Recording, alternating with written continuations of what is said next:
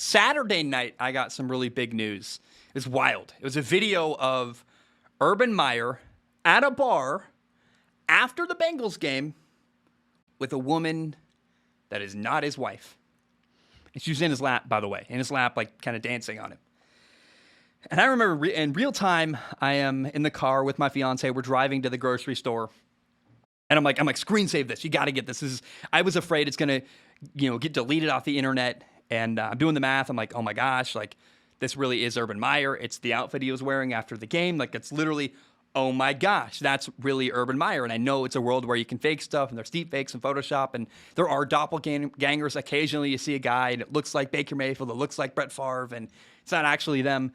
No. That's Urban Meyer. And that's not his wife.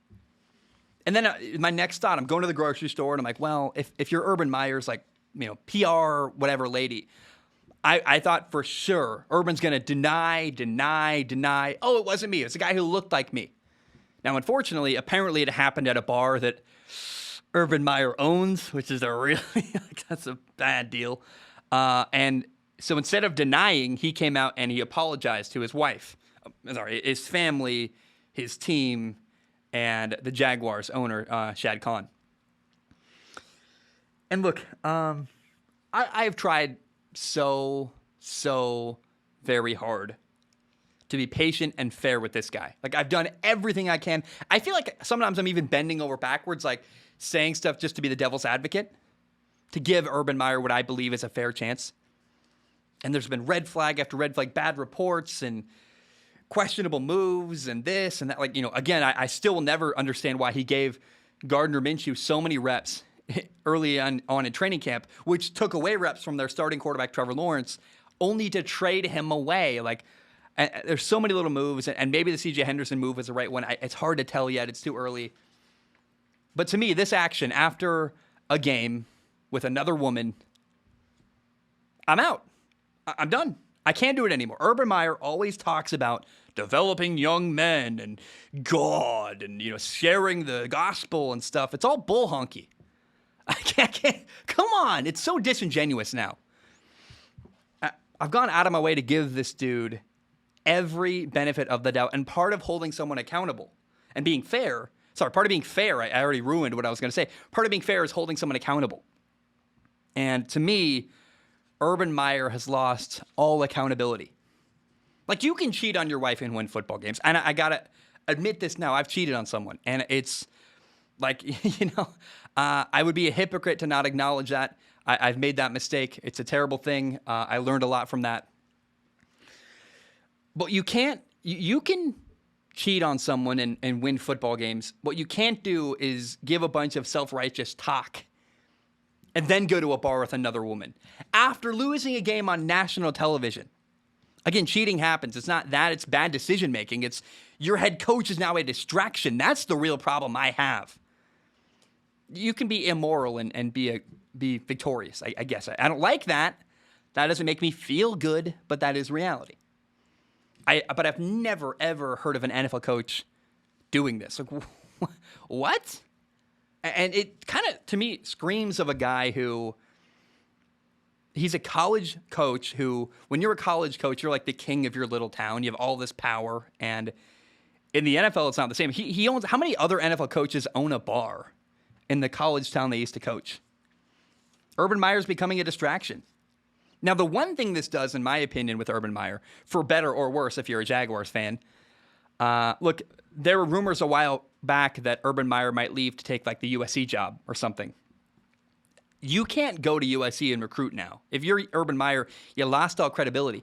How are you going to talk to parents about all this, the mumbo jumbo that Urban Meyer loves to spew? I this and that, and it's so disingenuous now.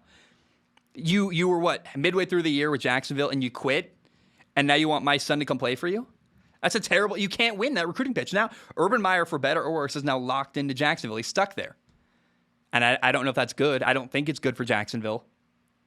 But it's crazy to me. All this stuff, at least in the NFL, the benefit Urban Meyer has is the NFL is about business. In college, they care way more. The boosters at Texas want you to be a good Christian guy and all this stuff. And if you're not, they don't like that. And At least there's no boosters for Urban Meyer to answer to with the Jaguars. There's one guy, an owner, Shad Khan, who wants to win. But you're 0-4, and then you do that. How do players trust you? You give all this motivational talk, and then you do that. It just totally deflates everything Urban Meyer's been doing for years. And it's so sad because I really thought that Jaguars-Bengals game on Thursday Night Football, I thought the Jaguars were making progress. I'm like, yes, finally. They look good. Trevor Lawrence is playing well. Like, okay, like they lost, but it was a ball game in the fourth quarter. Then this happens, and it's not a good look. NFL coaches don't do that. The person I feel really bad for, I feel two people. I feel terrible for Jaguars fans. I don't know. You poor people. I don't know how you support that team. I just don't. It's painful to watch. And then Trevor Lawrence, I feel horrible for. Now, the good news is, if you're a Jaguars fan and if you're Trevor Lawrence, is that in 1998, Peyton Manning was drafted by the Indianapolis Colts. They were horrible. And his coach was Jim Mora. And the Jim Mora era happened and came and it went. And then in 2002, Peyton Manning's team, the Colts, they hired Tony Dungy as their head coach. And so Trevor's going to be okay. He's going to have a couple years, however long he's with Urban Meyer. He'll learn. He's going to get his head beat in. Peyton Manning has had the record for most interceptions in a season for a rookie quarterback. He had a horrible year. They went like 3-13. Not good. And so if Peyton Manning can start that way with a bad coach and have a terrible record, Trevor's going to be fine. I think Trevor Lawrence every week I watch Trevor Lawrence. He's making better decisions. He's learning to throw the ball away, find his check down. He's not forcing throws into coverage. Like, it's a different game at the NFL level. There are certain throws he used to be able to make that you can't in college, that you can't make in the NFL, that you could make in college.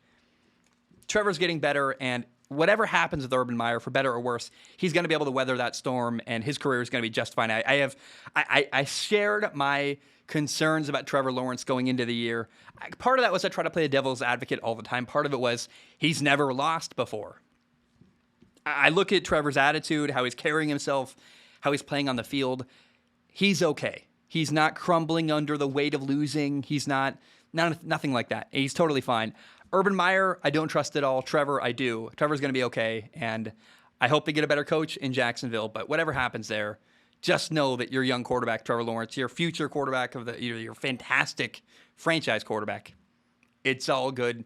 He's going to be fine no matter how this shakes out.